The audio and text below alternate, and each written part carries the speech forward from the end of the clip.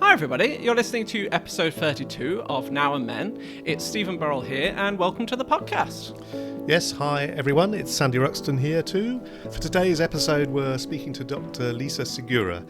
Among other things, Lisa has done important research into the phenomenon of incels, so-called involuntary celibates, and the Manosphere more broadly, which is a cluster of online groups who are vocally opposed to feminism and claim to be advocating for men's rights. Yeah, and so Lisa is a reader in cybercrime and gender in the School of Criminology and Criminal Justice at the University of Portsmouth in the UK.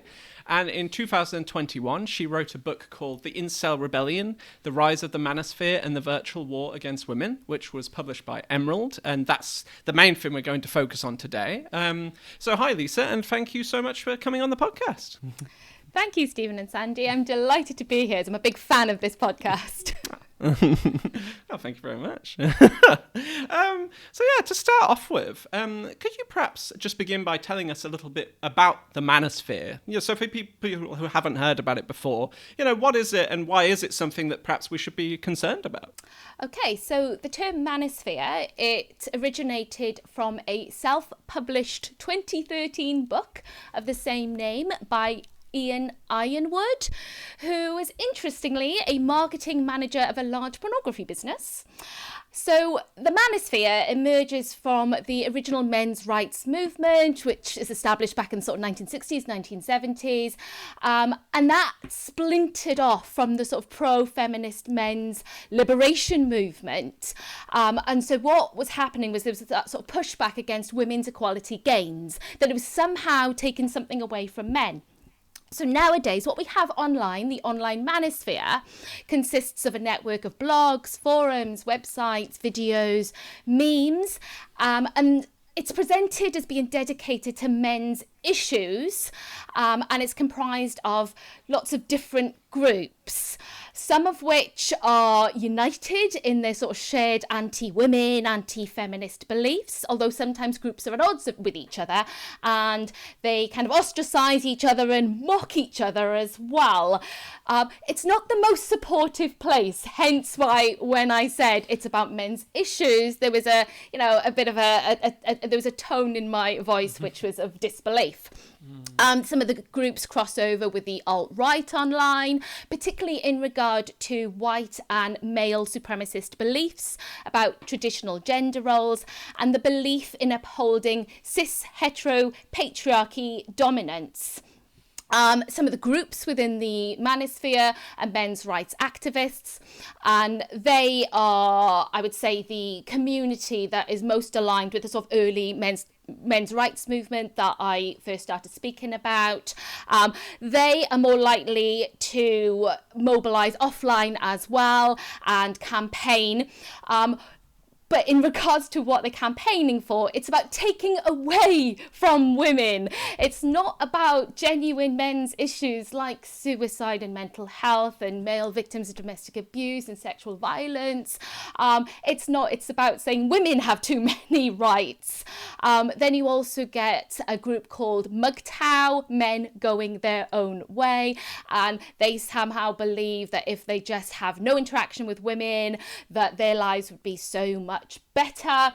Pickup artists, also PUAs for short, and they're sort of really connected with the sort of self-help movement, which was quite big in the sort of early 2000s and sort of really in the mainstream thanks to the media and books like Neil Strauss's The Game, and plenty of films show pickup artists as well, which kind of in a way that seems really appealing.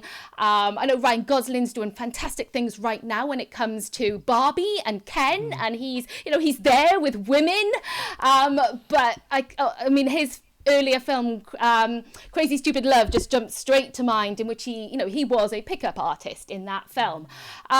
We also have then alpha males, and they get a lot of attention. There's obviously one that is forever in the news, and I'm just not gonna name him because he gets way too much consideration as it is. And then lastly, but there's other groups as well. But I think the main group that really gets the most attention and concern, given their association with some pretty high profile mass attacks and murders, is that of incels, the involuntary celibates as well. And why we need to be concerned about the manosphere is because, as I said, rather than supporting men with those real and valid problems, they are advocating for women's rights to be taken away and encouraging and normalising violence against women.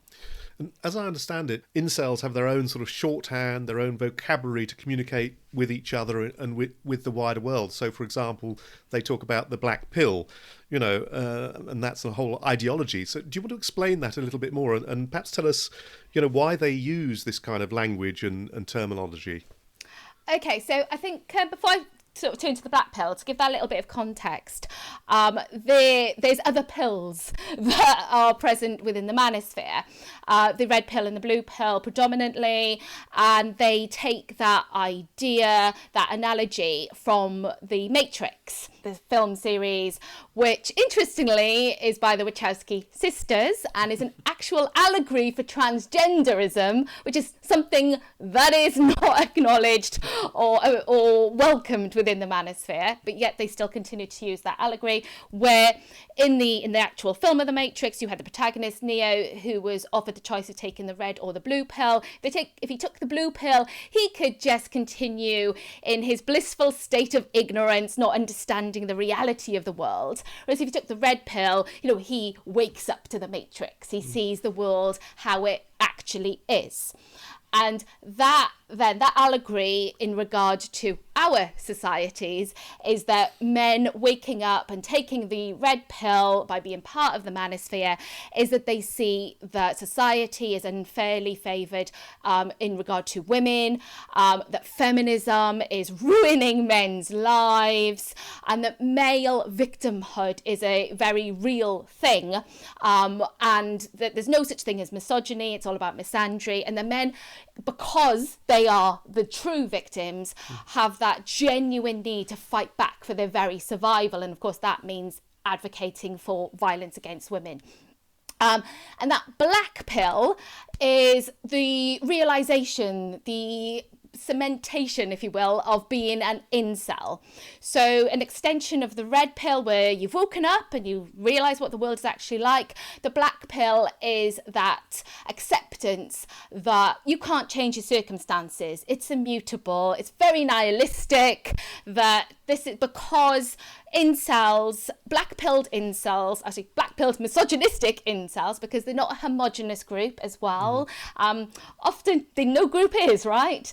But black-pilled misogynistic incels, they believe that due to their genetics, due to how they were born unattractive, basically, that they think their life will forever be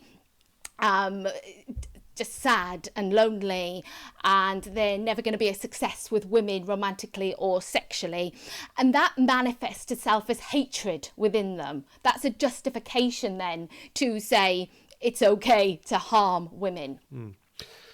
And as I understand it too, it's not just that, women won't have relations with them. It's particular kinds of women they would like to have relations with. Is that right? Yeah. Yes, it is. I think so often that kind of that little nuance isn't necessarily taken into consideration, because I think, it's that presentation of, they're sad, they're lonely, they're virgins, they can't get anybody to sleep with them. Sorry, any women to sleep with them. This is obviously very heteronormative. But no, they are driven by looks. They rate everybody. They think the world is structured on a 1 to 10 scale of attractiveness. A 10 is the Chads, the best looking men, who are white men, because race obviously plays a very important part in this as well. And then you have the Stacys, the most best looking women, who again also white. And incels, they want to be having relations with the Stacys. It's a real contradiction. I mean, that's surprising, right? That there's loads of contradiction in these communities. But on the one hand, they say they're the Zeta males, so they're not even beta. They are the lowest of the lows. The Zeta males, they're one on that look scale. But yeah, because they are male, this is the male supremacist entitlement that comes through, they should automatically have access to women's bodies, the women that they fancy, the best looking women as well. So it's a complete contradiction in how they present themselves. So interesting. It's, as you say, so contradictory. But Yes. so why is it that you wanted to conduct research with men in these groups? What drove you to do that? So, I mean, initially, I did my PhD was nothing to do with this topic whatsoever. I studied online purchasing of pharmaceuticals. Oh. But during my PhD, there were a number of events that really made me sit up and sort of find my path and really embrace, feminism and it just things were made clear then about me as a woman and my life experiences. So there was, 2014, there was a very high profile attack by a self-identified incel. There was Gamergate, which was a targeted campaign of harassment against women in the games industry. There was Celebgate, where you had the hacking of celebrities' intimate images via their iClouds, and it was obviously then released. It was just all of these things were happening, and on a personal note, I was really sort of invested in these things, and I was reading more into it. I also experienced some online abuse as well, because I had the audacity to stick up for other women that were being abused online. People like Caroline Criado Perez, when she put Jane Austen on the £10 banknote, and Stella Creasy, Labour politician. And Twitter can be a bit of a toxic cesspit at times, and so all of that was kind of happening. And so when I finished my PhD, which, if I'm brutally honest about, I kind of wasn't as invested in, I wasn't as emotionally kind of involved with it as I initially set out to be, that I took a divergence in my sort of research focus and started looking more into sexual violence online and how technology can be used to perpetrate abuses, but really through a very gendered lens. And in 2017, I worked with a colleague on a project looking at the language of cybersexism. And as part of that project, we had access to the now defunct r/incel thread. It was the infamous thread that kind of really brought incels on Reddit to the mainstream public consciousness. And it was because it was horrific. It was absolutely awful, full of rape advocacy, really sick, twisted fantasy, and death threats, suicide ideation. And that was actually shut down, not because of the sort of rampant misogyny and homophobia and racism, but because they were talking about killing chads, about killing the good-looking men. So that's interesting that when they started advocating for violence against men, that it was taken seriously and closed down. But yes, so we analysed that data set, and I ended up being interviewed by the Telegraph in 2018 when the Toronto van attack happened by another self-proclaimed incel, and so therefore my name was sort of out in the mainstream, linked with this community, and I had people emailing me saying they were incels and they wanted to talk to me to offer their perspective. And I took some time to weigh it up and think about the risks associated. But I also thought, this is a really interesting topic. I'm going to continue doing it. And so I did not stop researching incels and then the broader manosphere from there. Could you say a little bit about like how you've gone about conducting your research, Lisa? Like what kind of methods you've used?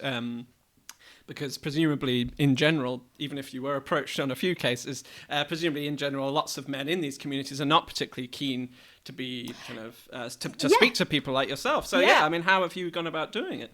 So that's a really, really good point, actually. That they're notoriously hostile to outsiders. That's how they operate. So it was interesting, but also interesting that they wanted to interact with the very worst kind of woman as well.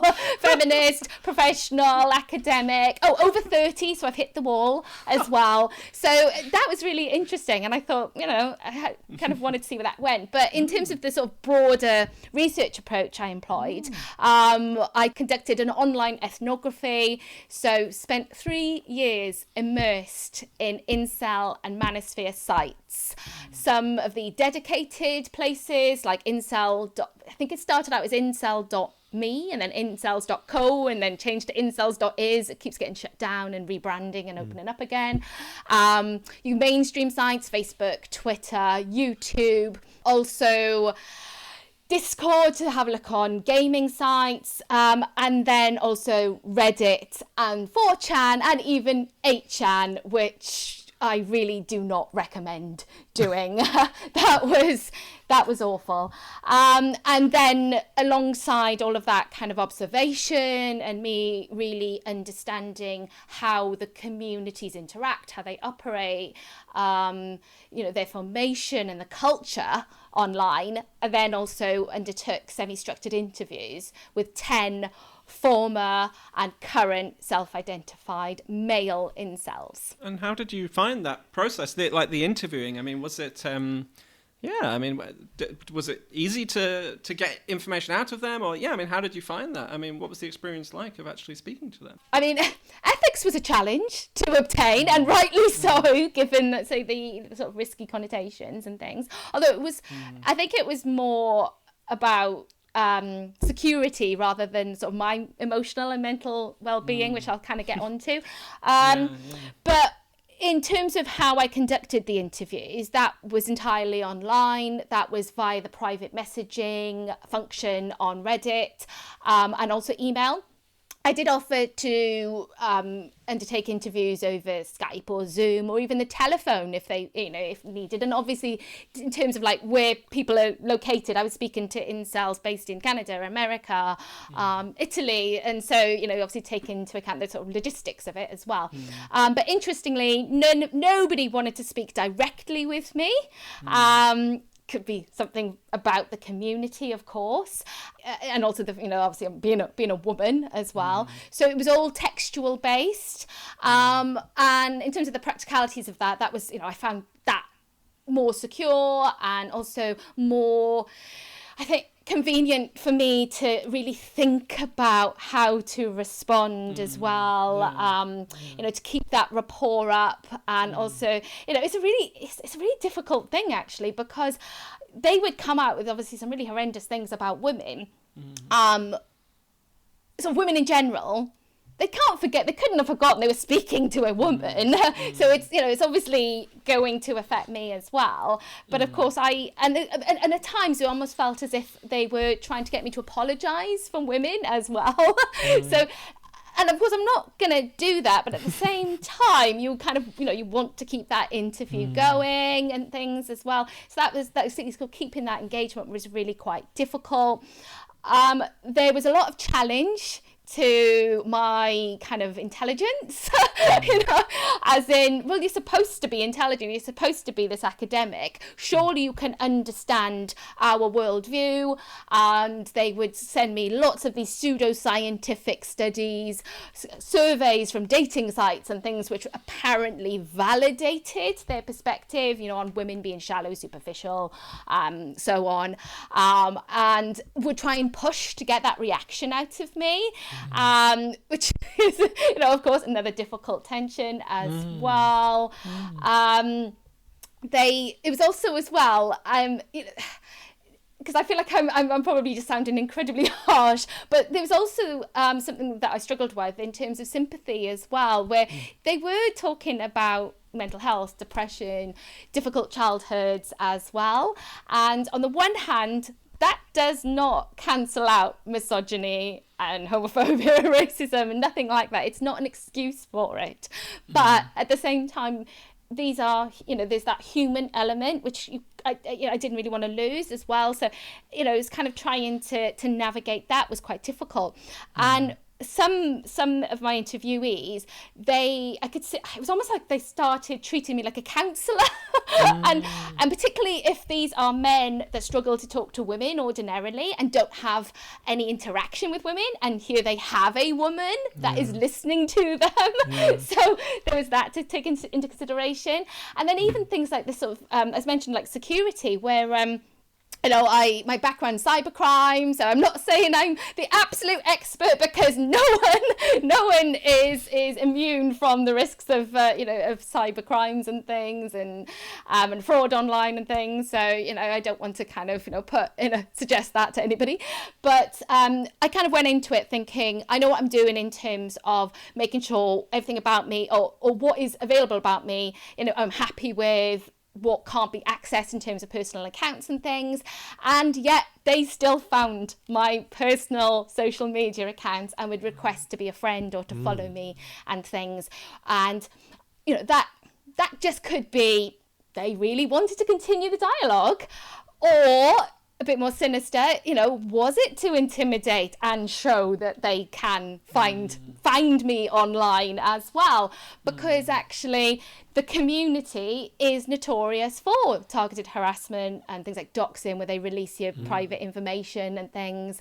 And so again, it's difficult how the different kind of aspects can be perceived. And how did you kind of, you alluded to it already, but how did you deal with that? I suppose both in terms of the risks to you, but also just your own well-being of dealing with this very, horrific content on a day-to-day basis. And presumably you're still having to do that now. How do you deal with that, I suppose? Well, I went into this rather naively. I was a little bit complacent. I thought, I'm a criminologist. We're used to the inhumanity. We're used to awful the awful things that we as people can do and say. But being immersed in it and not really having a proper support mechanism to get me through it did really affect me, and I'm not too proud to say that. I spent days and days and days and hours and hours and hours just reading, awful content, and it's not just text, it's videos, it's memes, it's images, and it did take its toll on me. And my wake-up call was where I started becoming desensitized. It's not to say that I just, I'm not affected. Of course, I am still really affected by these things. But it was more the case of, it's just like another rape joke or another, something else that's really awful. And I'm not trying to be facetious in the way I'm saying that. And it's that I thought, no, I never, ever want to discount and invalidate the harms that are being presented here. So that was that real kind of, no, I need to take that step back. And I think the way I've sort of managed it as well is to find my people, find the community of people who are also sort of doing this research. I think scholars who work in the fields of domestic abuse and sexual violence, I think there's always that risk of vicarious trauma. And I think speaking about these things, getting the support from others, sharing your experiences. And another thing that I've sort of done as well is really push my institution to think about researcher wellbeing and safety more as well. And particularly as well with early career researchers and postgraduates and things as well. Well, actually anybody doing this sort of work. Too often the researcher's well-being is kind of that afterthought, especially in terms of like ethics and things. And so I've been kind of, that's a real driver for me, and I've tried to do lots more work in that area as well. Obviously you're talking about things which are really quite depressing and difficult and tough, but I wondered if you talk to men who maybe had left the incel community, and whether there was any sort of positive hope in that as well, Right, so I did. So some of my interviewees claimed that they had ascended. That is the term to leave behind the incel community, very biblical. And of course I asked, so how, what led to that? And inevitably it was that they had formed a relationship with a woman and they were able to then not be an incel anymore. So another contradiction within incels is they say that their circumstances are immutable, it can't be changed, but most of them, and I'm not saying all, they still want a girlfriend. They don't just want a girlfriend, or they don't just want sex. They want sex and the romantic relationship. They want to be desired in return as well. They want the true love as well that is obviously presented to us in in our societies and our culture, and so. Why I'm finding it quite difficult is that it is still that emotional labour and onus on women to resolve the problem from them as well. That if I just got in it's going to that default kind of Jordan Peterson enforced monogamy kind of argument that if they just had a girlfriend they would be okay, they wouldn't be hateful, and then that was often the reason that they were able to leave inceldom behind. It was like, oh, okay, so that was a little bit depressing for me. And even as well, and I feel like such a killjoy, but one interviewee who had said, I'm not an incel anymore, I feel very strongly about supporting men to come away from the community because it's really harmful to men themselves as well. And I do completely agree with that. So, and I said, so what can we do as a society then? What should we be doing to support men leave behind inceldom? And they would say things like, well, actually realise that women do have it easier. Women get away with a pussy pass in society. And I'm going, oh, okay. So you haven't really left it behind.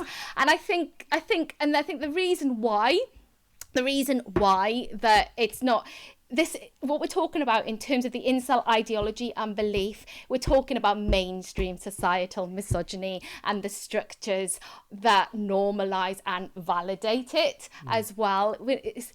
It's where I think some of the problems is where we're trying to sort of treat incels as something unique and exceptional, and it's not. Their beliefs are supported, reinforced by broader societal structures. Yeah. So they can come away from engaging with those online communities, but they're still going to get those messages elsewhere that it's okay to view women as less than men and so forth. Yeah, and I think a central argument of your book is that misogyny online, both within and beyond the manosphere, is causing real harm to women and wider society, both in digital spaces and in the physical world. That's right, isn't it? And I wondered if you could say a bit more about that. Yeah, I mean, there's been lots of attention paid to whether or not incels are terrorists, for example, given obviously the high profile attacks that self-proclaimed incels have perpetrated.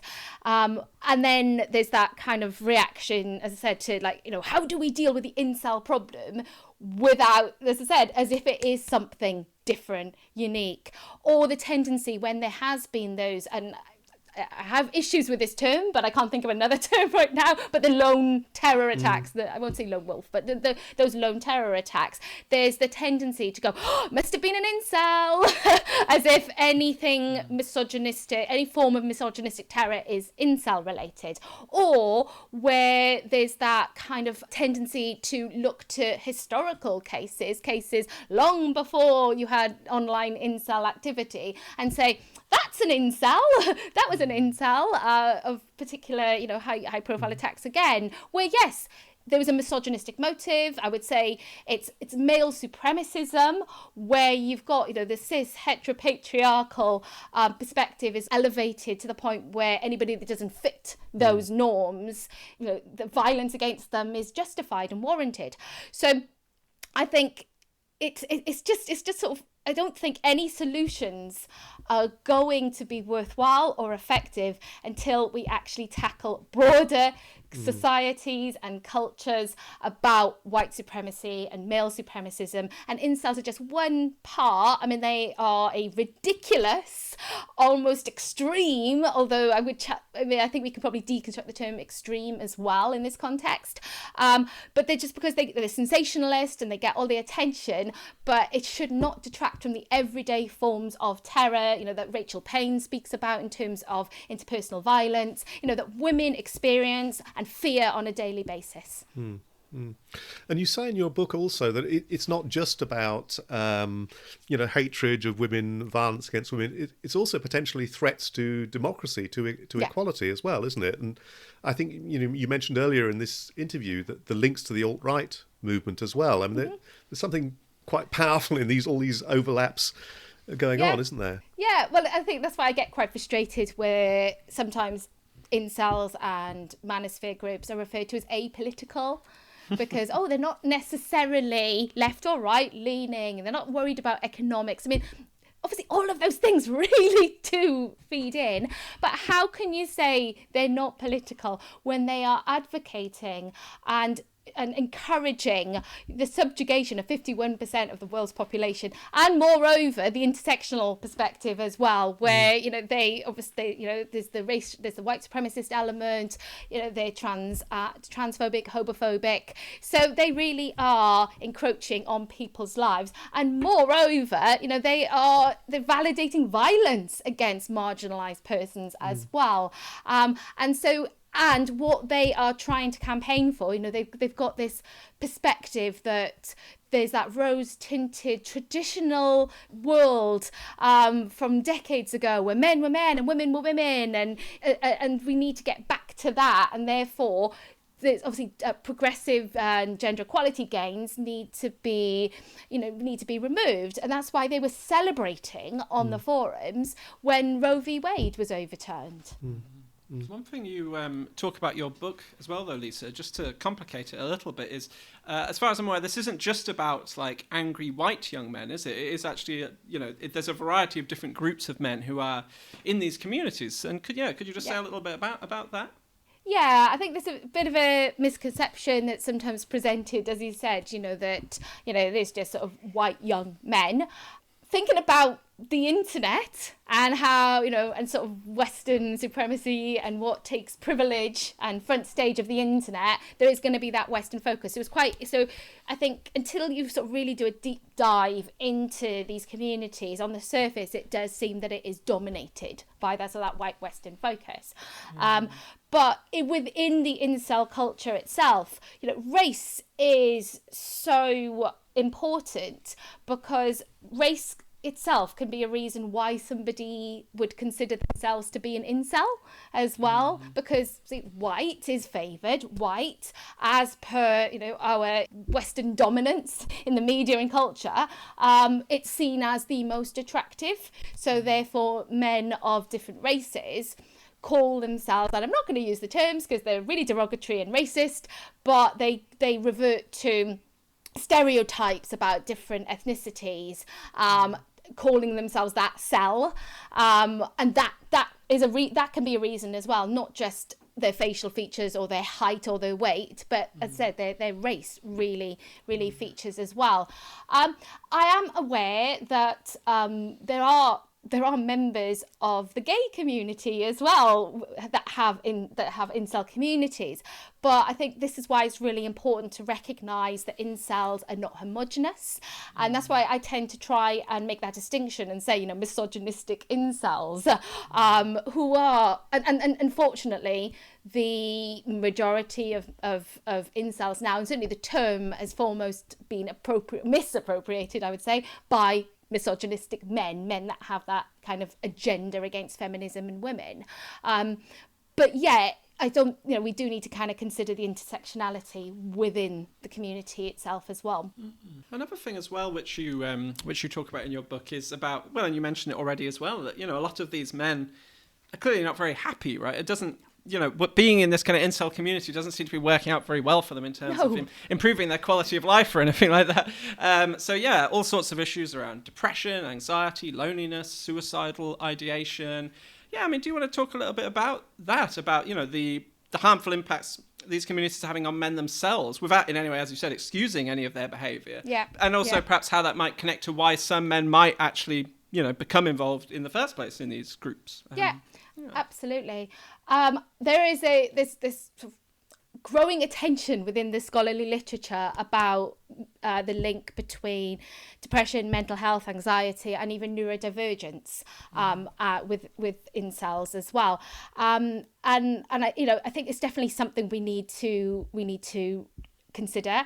I think we absolutely need to exercise caution at not stigmatizing people as well. We don't want to sort of suggest that all incels are mentally unwell or neurodivergent, or that anybody or all men who are mentally unwell or neurodivergent would be susceptible to becoming an incel as well. We certainly don't want to go down that route as well. And without not being sympathetic to these very real issues, they're not mutually exclusive as well. One doesn't cancel out really offensive and hateful behaviour as well. It is possible to be mentally unwell and be misogynistic. It's not the reason for it. Again, as well, not stigmatising. So I think there's that kind of nuance often isn't explored properly. And so, for example, with the Toronto van attack in 2018, the perpetrator of that was his defense, or he tried to use that as his defense, that he's autistic and he wouldn't be able to appreciate the severity of his actions, driving down a sidewalk and running over pedestrians. He could not understand the ramifications of that by being autistic. The judge threw that out. Obviously I'm very glad about, because again, how awful to stigmatise, neurodivergent people, to say that they wouldn't understand harmful behaviour. And I think as well, what is particularly insidious as well about these communities is the way they present the ideology, the excuses, the reasons for all individual men's problems is, is quite seductive in the sense that it's external. It's not you can't help the way you were born. It's women and society that is the problem. And they present it in a very sort of obviously uncritical black and white fashion. And so I think, again, trying to be quite careful in how I word this. I think people who may struggle socially, be a little bit isolated, are really having a hard time perhaps in their lives and struggling to make sense of this world, particularly maybe at adolescence as well, when hormones are rife, that you're presented with this very appealing narrative, which just it's uncomplicated almost as well, and as I said, it's manipulative. It draws men in, and then when they are in, the notion that it was going to be all supportive. I mean, you get your views validated and reinforced, and that can be quite appealing. The in-group, out-group phenomena, for example, but most of the time when they're in, they're just told that they're worthless, they should hate themselves, self-harm, and suicide is encouraged. So, obviously, it's difficult to understand the appeal of being an incel. It's quite sad, really, isn't it? Because I suppose a lot of the reasons why a lot of these young men or men in general might feel kind of sad and alienated in the first place probably have a lot to do with patriarchy and patriarchal definitions of masculinity, which say that men shouldn't, express their emotions or ask for help or develop close, meaningful relationships with other people. But then actually they end up, kind of supporting the very system, which might be at the root of a lot of their problems. But yeah, I mean, one thing I was wondering as well, it seems like perhaps often in the past, these kind of manifestations of misogyny haven't been taken very seriously by different agencies, the law, the police, also in the media or social media companies, for example. I mean, what would you say about that? About the response, the kind of more official response to this issue, and in your view, what would need to change? I guess. Yeah. So far, it's been that sort of terrorism kind of response, incel terrorism, in the debate, are they, aren't they? And to exceptionalise them, see them as something spectacular and unique, and not appreciate where they fit in the broader context of male supremacist structures. And I think until approaches take that into consideration and see misogyny, male supremacism and white supremacism as drivers of all forms of terrorism, I think then we're gonna have these problems. But yeah, I mean, it goes back to even like where, why misogyny wasn't a hate crime. And I know that there's loads of this, and I think there's obviously complex arguments on both sides of that debate too. But where the response is things like, oh, it's just too big a problem, or it would break the system because can you think of all the referrals that would end up to prevent if misogyny was put on it, and because we have this significant phenomena where women are dying, on such a regular basis, that it's just too difficult to try and tackle, then surely that, then, I mean, it seems like common sense to me, then surely then you would try and actually do something about it. But because there's no kind of quick, easy fix, as in incels, oh, there's a particular brand of terrorism now, incels, they're not like other terror groups. They're not like other extremist groups. They are part of broader structural misogyny. So it's not just a quick de-radicalize incels program, basically. Because this is, and I think when I talked about earlier, that, they're still going to be exposed to many of those ideas that underpin the incel ideology anyway in our societies. And until we dismantle them, then this is, it's just still going to continue. Can I just ask one thing about social media companies as well? Because as I understand it, some of them like Facebook and so on have got a bit better about closing some of this stuff down, but does it then go to other, less public forums, and is that possibly even more dangerous? That, is there there must be a whole debate about that, really, about what social media companies should do. I think that's kind of well established in the kind of terrorism, extremism literature, that there's always that chance that where you shut down certain sites, that they'll just move elsewhere and become more extreme, more covert, clandestine, and that we have seen that sort of happening. But actually, the point you said about some of the sort of mainstream sites then, and how they're kind of dealing with this, and where they say in their terms and guidelines that they don't allow hate speech, they don't allow misogyny and things, but it's really not hard to find this content if you know what you're looking for. Because the way it's presented, it's like you mentioned the lexicon, the specialist language earlier. So certain terms that unless you know, they will go under the radar, and yet they're still going to propagate those same hateful ideas. So I recently published a paper with one of my PhD students, and she undertook research looking at TikTok. And TikTok are really quite explicit, saying they don't allow incels, they don't allow the kind of ideology that goes with incels, and yet certain terms that are related to incels are really easy to find, or what they do is they change symbols and numbers for letters as well in account names, so, and they continue to remain, and then there's no oversight. There's videos that are just, really misogynistic and still propagating the same ideas. So I think having that real understanding of like the worldview, the philosophies and how they operate is really needed, rather than just, we don't allow misogyny, but it's okay, what is your understanding of misogyny as well? What do you class as misogyny? Do you just class, the extreme forms rather than the kind of continuum of all the things that kind of add up to, to hating women? You said a minute ago that you didn't think there was a sort of de-radicalisation program that could deal with this stuff. Is that right? I think there is. I think they're looking in the wrong places, though. I think I would say domestic abuse perpetrator programs are probably the best places to start, because they are well equipped to dismantling that patriarchal, supremacist, misogynistic perspective, aren't they? With male perpetrators.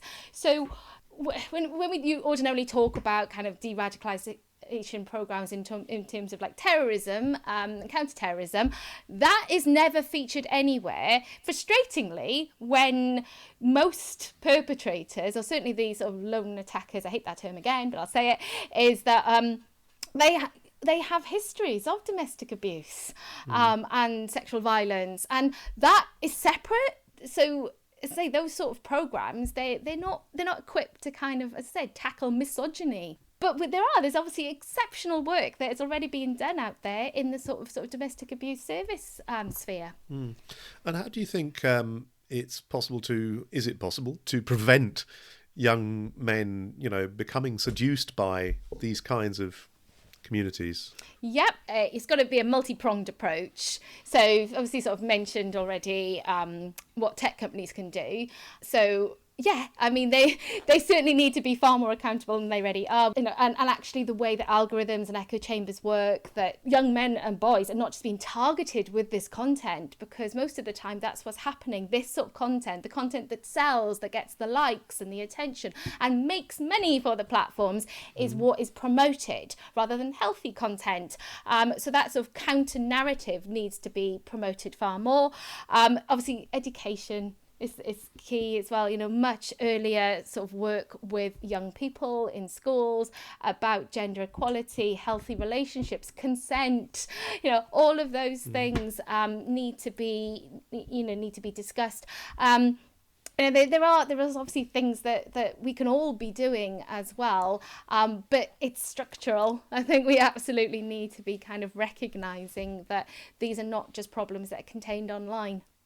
As one example of that, perhaps, I can't help but think about, of course, something else which is hugely influential online is pornography. And I know you've done research which has looked at some of the links between the kind of discourses that are used within pornography and the kind of discourses that are used in incel communities and other kind of manosphere spaces. And so perhaps that gives a good example of how actually the things you're talking about are much more mainstream in society. Do you want to talk a little bit more about that research, about what you found? Yeah, so that paper, which was published with my colleague Alessia Tranchisi, which was based on the language of cybersexism project that I worked on, where we compared the language of incels and the language of pornography. And we're not saying that's that's all as misogynistic. Basically, we're just saying they are different manifestations of the same misogyny. Obviously.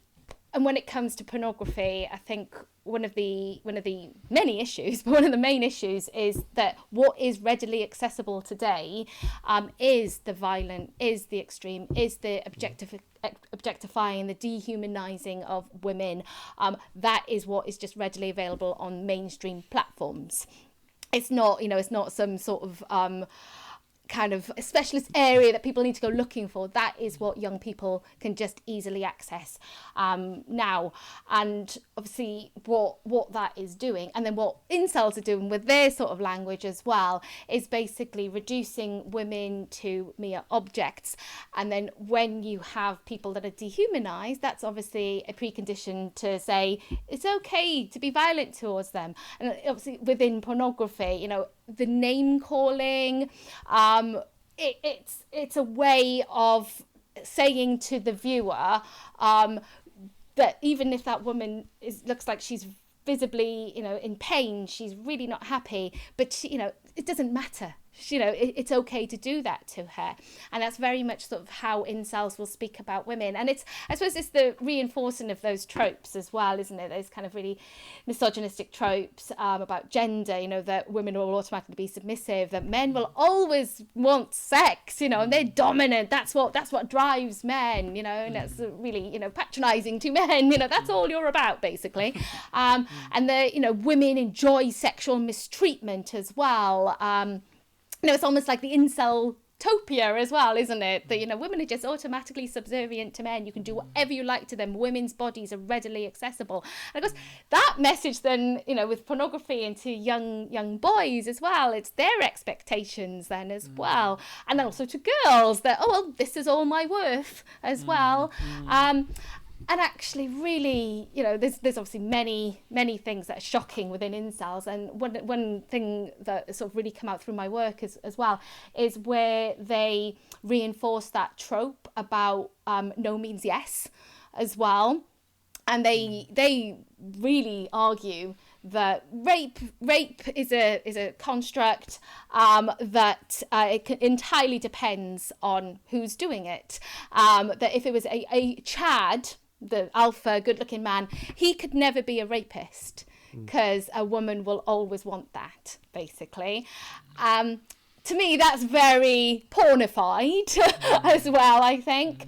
But again, that message, what message is that saying to young boys and girls, isn't it? And it's really quite scary. Yeah. I just quickly, just as the last question, Lisa, one other thing I was just wondering was, I feel like we've been on a bit of a journey, haven't we? That for a long time, the media had no interest in the fact that actually there is all these misogynistic groups out there. But now suddenly incels and people like them are getting a lot of media attention, to the point, as you said, there's almost this kind of like, there's this fascination and exoticization of them. But how do you think we can balance that as well? Like, that we don't, inadvertently end up giving like the kind of attention that these groups might actually be craving? Like, so how can we address the risks that they pose whilst also not giving them too much of a profile, I guess? Such a good point. I really appreciate it. Thank you, Stephen. I was one of those severely frustrated years ago going, please take us seriously. It just seemed ridiculous if you spoke about it, that there were these communities with their own language saying these things. It was like, weirdos on the internet in the darkest corners, nothing to worry about. And then, of course, there was really awful mass attacks, and then people sit up and take notice. And now, as you said, it's shifted to the other way, where every attack, is incel related. Everything that's misogynistic is incel. That's the de facto, the default. And also, as well, I think just, all that attention is detracting from, everyday forms of violence and abuse, against women and marginalised people. We should never forget that. And we should never we should always remember incels are a part of that.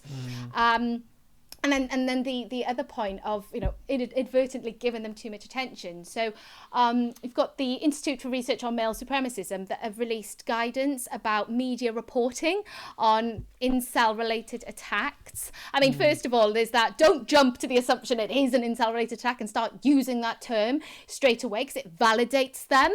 It's it's basically platforming them. So don't do that until there's absolute evidence, but that obviously doesn't always happen. But one of the key things is not to say their names, is not to say perpetrators' names. And it's something I want to strongly adhere to, even though I did hold my hands in the air, use their names in the book and kind of explained why. But I really tried centering the victims more anyway. But do not use their names. We've seen in various attacks where they're referencing each other as well, so we know that phenomena of copycatting is happening as well. So we absolutely need to take responsibility and think, we can't be adding to that as well. I mean, within incels, communities anyway, they make these perpetrators into deities and martyrs for the incel cause. So we do not want to be adding any further credence to that as well. And then I suppose it's within the research. There's so much research coming out now, and I'm really glad about that, because I say the issue's being taken seriously.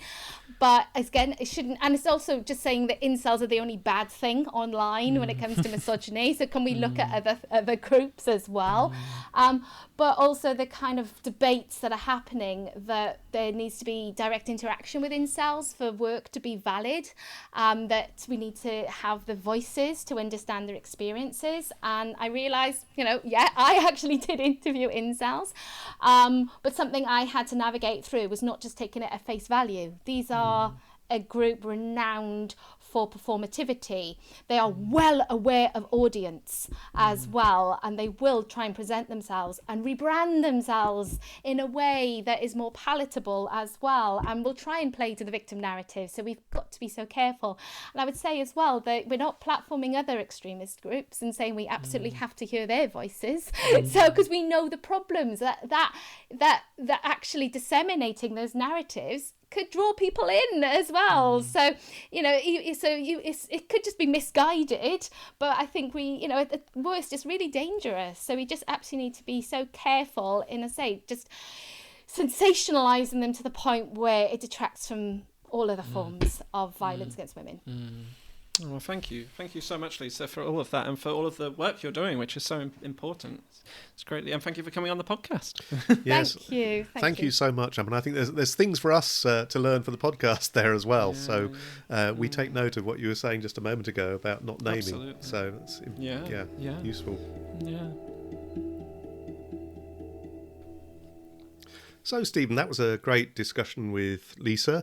I don't know how she manages to be so positive when she's researching such grim topics, but there were one or two challenges in there, as I think we mentioned during the podcast, for us actually, about whether we name some of these high-profile individuals who've committed pretty horrendous acts. And I think I was convinced after our conversation that we shouldn't do so, even though we've done so in the past. But clearly the whole notion of giving a platform to some of these people is a tricky area, and I worry a little bit that the podcast is doing that. So what did you think? I think that is such a difficult one, isn't it, which I really struggle with, because on the one hand, it feels like we need to shine a light on these groups that are out there and to show the extent that misogyny is entrenched in different parts of our society and the risks that poses. But at the same time, there is such a danger there, isn't there, of actually giving more of a platform, more attention, which is exactly perhaps what these groups want. So I think, just taking that seriously and being careful about that is definitely something to think about, isn't it? Another thing which I think about is, why we actually started this podcast in the first place. And I think one of the very first thoughts about it was that, hang on a minute, there's so much content out there on the internet, these different groups, which are, quite harmful, really, and are kind of sucking lots of men and boys into them and having a very detrimental impact on many men and boys themselves, and also offering them, quite misogynistic, damaging ways of looking at women, looking at the world, looking at themselves. And I just feel like, for me personally, feminism has had such a positive impact on me and my life, and it's helped me to grapple with some of the kinds of issues which no doubt many of these young men are struggling with, about things like loneliness and isolation and alienation. So I feel like, we have a duty, as it were, to share with other men and boys the positive things that feminism can offer them and how it can help them to deal with these problems they might be experiencing. So countering some of the narratives you might hear from the manosphere, and as Lisa said, more broadly in society, these kind of misconceptions which are held about feminism as if it's somehow the enemy of men or something like that. Yeah, I was interested about answer on how young man might sort of exit, so to speak, from the manosphere, and I think she was saying it was pretty complicated and difficult, really. And I can imagine that there are cases where, young men or adult men may say, oh yes, I've left all that behind, but actually, as she was indicating, some still, carry a lot of the sort of messaging and ideology and baggage from their time, immersed in the manosphere. And I guess in there also is the issue about their relations with women. She said that's one of the main ways that men will leave. But at the same time, you wonder about what some of those relationships might be like if the men are still, fairly steeped in the culture, and whether there's actually a risk to women in that case, and also that some of those relations might fall apart, or actually, women might be harmed, and men might retreat into the manosphere as well. We didn't really discuss that, but I think there is definitely a risk of that. Just because men might say they've changed, well, doesn't mean to say they have. I mean, obviously one tries to be positive about the potential for change, and I as you were indicating, I think that's part of the sort of pro-feminist case as well. But at the same time, it's not a straightforward path away from the manosphere, is it? No, absolutely. And you feel like, if one of the solutions surely has to be about relationships and positive, healthy relationships with other people, that can offer some kind of way out of all of this and away from the loneliness and the isolation.